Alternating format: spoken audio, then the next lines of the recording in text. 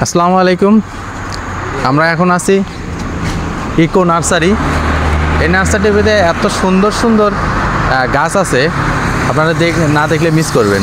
তো চলেন কত সুন্দর সুন্দর কি গাছ আছে আমরা দেখে আসি। এগুলো গাছের নাম আসলে কি আমি জানি না, তবে দেখতে অনেক সুন্দর। বড় গাছের ডিজাইন যেরকম হয় ওই রকম ডিজাইনের মতন হচ্ছে, দেখতে অনেকটাই সুন্দর।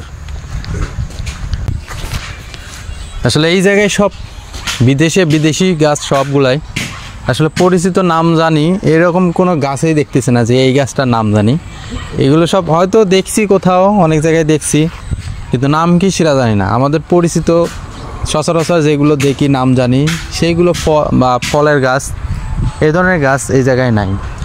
এই জায়গায় আমার মনে হয় যেগুলো আমরা রাস্তার পাশে যেগুলো গাড়া হয়, যে গাছগুলো রাখা হয় দেওয়া হয়, সেই গাছগুলোই মূলত এইখানে আছে।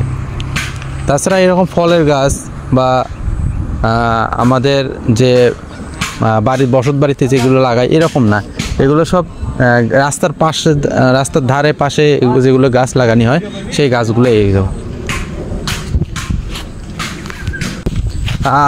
পরিচিতির মধ্যে একটা গাছে পাইছি, এটাকে আসলে বলা হয় কাঠগোলাপ।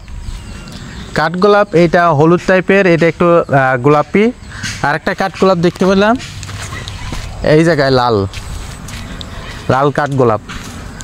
আসলে অনেক দেখছি গোলাপ, নাম শুনছি যে কাঠগোলাপ যে কেমন হয়, আসলে কাঠের মতন হয় বা কীরকম হয় সেটা জানতাম না।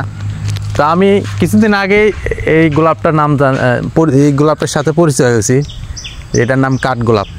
আগে চিনতাম না এই গাছটা।